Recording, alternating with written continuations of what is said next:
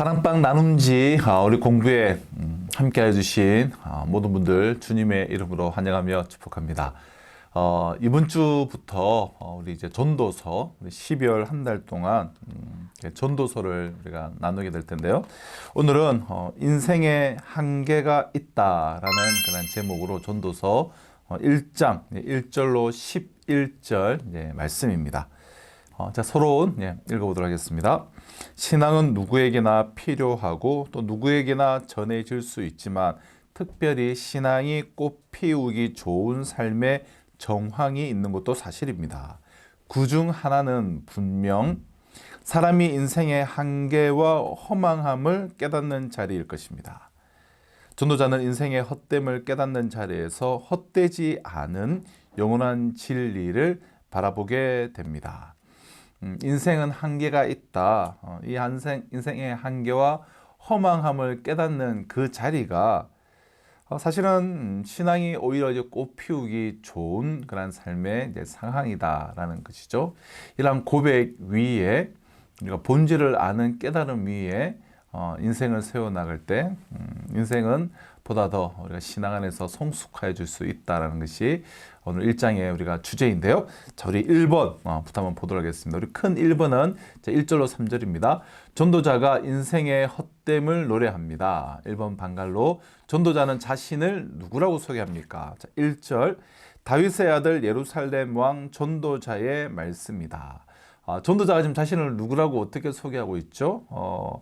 다윗의 아들이고 예루살렘의 왕이다. 이렇게 자신을 소개하고 있습니다. 비록 지금 직접적인 이름이 등장을 하고 있지는 않지만 다윗의 아들이자 솔로몬의 왕이라는 그런 칭호에 적합한 인물은 그러니까 솔로몬 외에는 사실 우리가 떠올리기가 이제 어렵죠. 유대의 전승들도 이를 이제 솔로몬이다. 전도서의 전도자는 솔로몬이다라고 많은 이 전승들이 이제 지지를 하고 있습니다. 특별히 전도자로 이제 우리가 한글로 번역이 됐는데요. 이제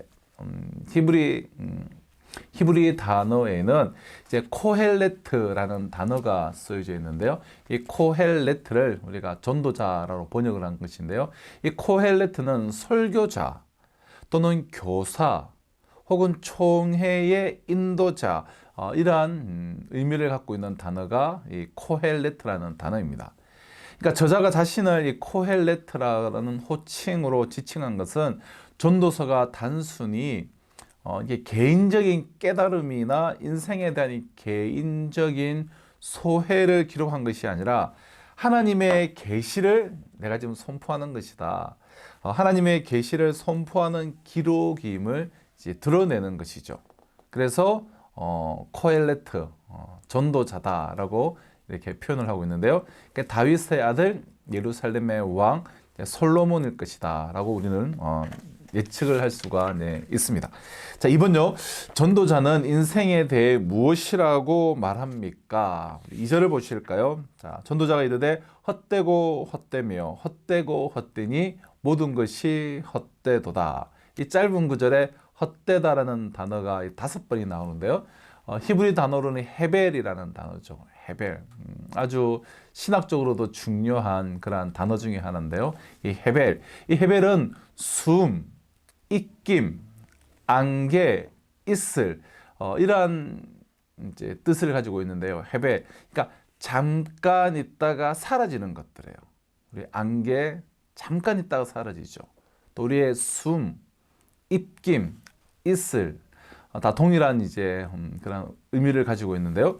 그러니까 하나님이 창조하신 사람의 인생이 이 본래부터 이렇게 헤벨 잠깐 있다가 사라지는 헛된 것이었을 리는 만무합니다.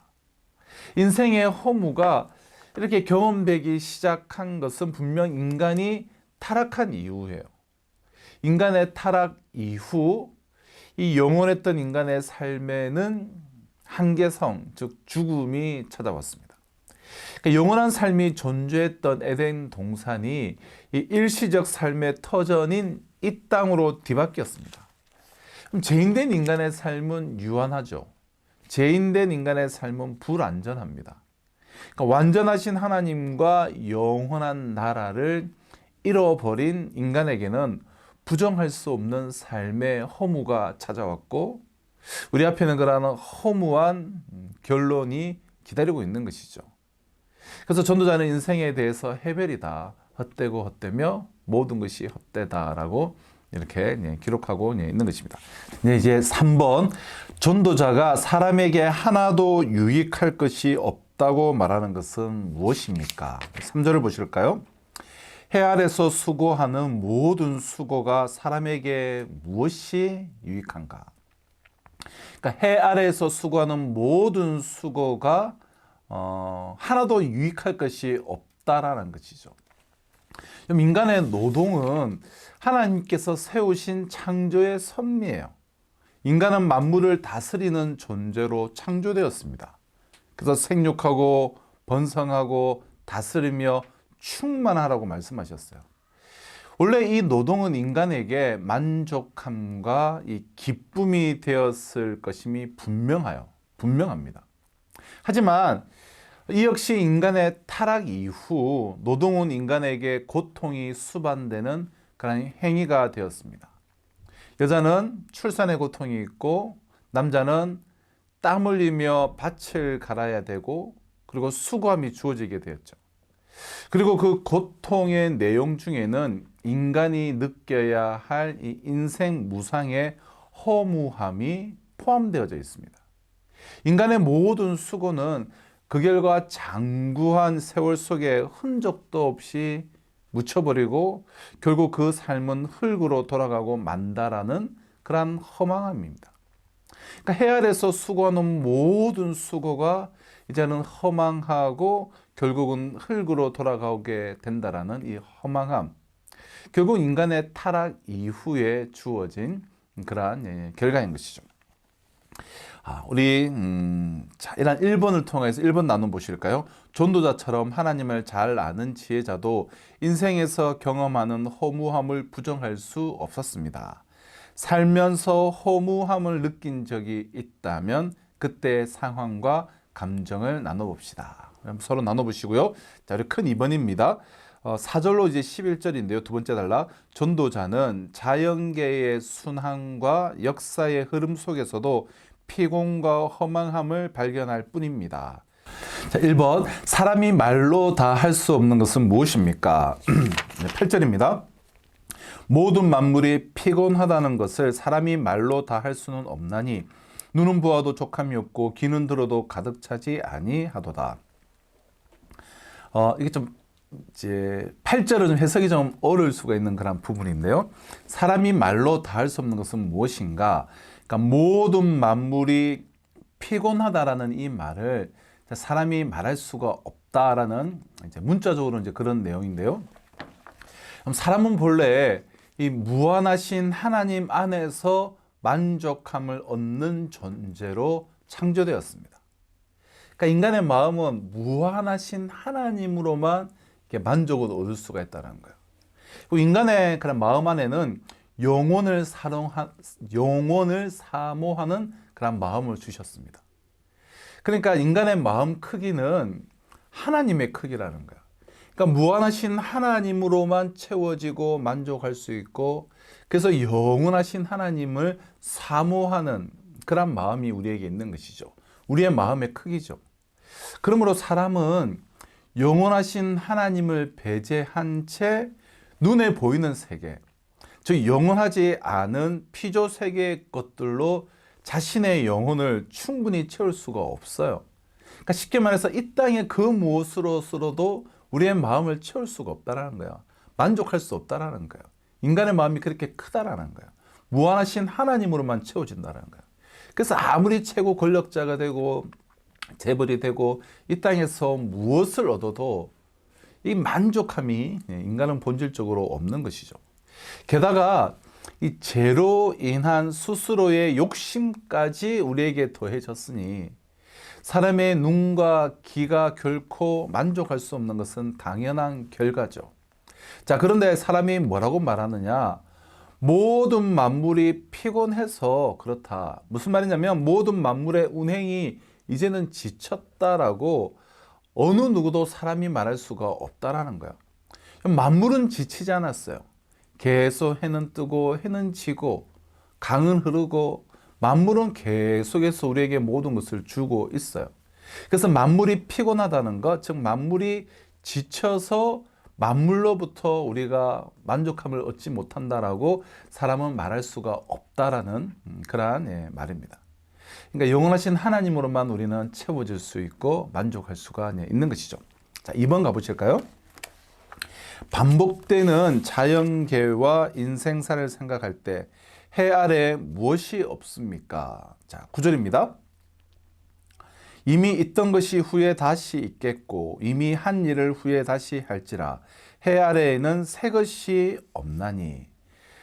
해 아래에 정말 계속해서 수천 년간 수백 년간 반복되어져 있는 이 자연계의 질서, 또 우리가 인생사를 생각할 때에 해 아래에는 새 것이 없다라는 거예요. 새 것이 없다.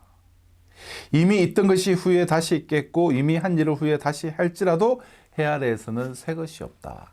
그러니까 자신의 존재가 정말 특별하기를 원하는 것은 대부분 사람들의 이런 바람일 거예요. 정말 나의 존재가 특별하기를 원하고 내가 어떤 특별한 것을 성취해내고 특별한 인생. 어떠한 이들은 누구도 이루지 못한 특별한 업적을 이루기 위해 삶의 모든 수고를 다 하기도 합니다. 하지만 인간의 어떠한 노력도 이 장구한 세월을 두고 반복하는 자연계의 순환을 거스르지는 못하죠. 인간의 인생과 이 수고는 세월 속에 다 씻겨가고 인간은 흙으로 돌아갑니다. 자연계는 반복돼요. 인생사도 마찬가지예요. 그럼 인간을 품은 자연은 무심하게 반복되는 규칙을 따라서 흘러갑니다. 이러한 자연계의 이 거대한 순환 속에서는 그 무엇도 새 것이라고 할 만한 것이 없다라는 거예요. 그럼 자연이 인생사가 증명하는 헛됨이죠. 그럼 해와 바람과 이 강물을 한번 생각해 보시죠. 얼마나 수고하고 애씁니까? 하지만 달라진 것도 없고 좀 더 나아진 것도 없어요. 저 거대한 찬란한 해도 떴다가 왔던 곳으로 다시 돌아가고 바람도 불던 곳으로 다시 돌아가고 강물이 아무리 부지런히 이 물을 바다로 전해도 바다가 채워져서 넘치는 법은 없어요. 만물은 처음 창조되었던 그대로 그때 그대로 있습니다. 그러니까 해 아래 무엇으로든 우리의 이 텅 빈 마음은 채워지지 않는다는 거야. 뭐 새로운 것이 있을 수가 없다는 거예요. 피조 세계에 이란 공간뿐만 아니라 시간도 새로움은 없어요. 새롭다고 여기는 것은 우리가 과거를 망각하여 제대로 모르기 때문에 새롭다고 느끼는 것이지 그 어떤 노력을 한다더라도 좀 해 아래에 새 것은 존재하지 않는다라는 것입니다. 저희 마지막 3번 한번 보실까요? 이전 세대들과 같은 장래 세대들의 운명은 무엇입니까? 자, 11절. 이전 세대들이 기억됨이 없으니 장래 세대도 그 후 세대들과 함께 기억됨이 없으리라. 그러니까 이전 세대 뭐 다 사라졌죠. 마찬가지로 장래 세대도 운명이 무엇이냐? 기억됨이 없을 거라는 거예요. 기억됨이 없다라는 겁니다. 그럼 세상을 뜻대로 움직이는 것 같았던, 자신들의 뜻대로 움직이는 것 같았던 이 거대한 제국의 왕들도 그 장구한 역사 앞에서는 그저 작은 흔적을 남기고 사라져가는 존재일 뿐입니다. 그럼 시간이 흐를수록 그 기억은 더욱 희미해져서 불과 수천 년 전 존재했던 거대한 나라들의 역사에 대해서도 우리가 아는 것이 그리 많지 않습니다. 엄청난 대제국에 대한 것도 우리가 기억하고 아는 것은 얼마 되지 않아요. 그러니 평범한 한 개인의 인생은 말할 필요도 없죠. 각자 인생이 짊어진 그 삶의 무게는 우리 모두가 참 한없이 무겁겠지만 그 인생의 피곤함조차도 결국 기억됨 없이 사라지는 것이 바로 인생의 무상함이다라는 거예요. 우리가 뭐 지금 큰 기쁨이 있건 성취가 있건 혹은 대단히 고통스러운 고난과 삶의 무게가 있던, 여러분 결국은 기억됨 없이 다 사라지는 것, 그것이 바로 인생의 무상함이 아닐까 싶습니다. 여러분 전도서는 지금 온갖 영화를 다 누려본 이 솔로몬 왕의 입을 빌려서 인간사의 그 헛됨을 노래하고 있습니다. 남들이 만류하는 인생을 다 살아보고서야 후회하는 것은 어리석지 않겠습니까? 인생은 몸과 마음을 기울여 수고한 만큼 유익을 얻지 못합니다. 뭔가 대단한 것을 이루었다고 할지라도 기껏해야 해 아래서의 일일 뿐이고, 해가 가고 날이 가면서 곧 사라지고 잊히며 수고한 내가 떠나면 내 수고의 영광은 전혀 엉뚱한 사람들이 누리기도 하죠. 그러니 우리가 해냈다라고 해서 기고만장할 일도 아니고, 못했다고 해서 기죽어 살 일도 아니다라는 것을 우리가 기억해야 될 것입니다.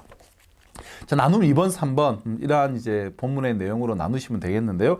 전도자는 반복적으로 일어나는 자연 현상을 보고 세대가 흘러가고 잊히는 역사를 상고하다가 피곤하게 살지만 결국 제자리인 인생의 무상함을 보았습니다.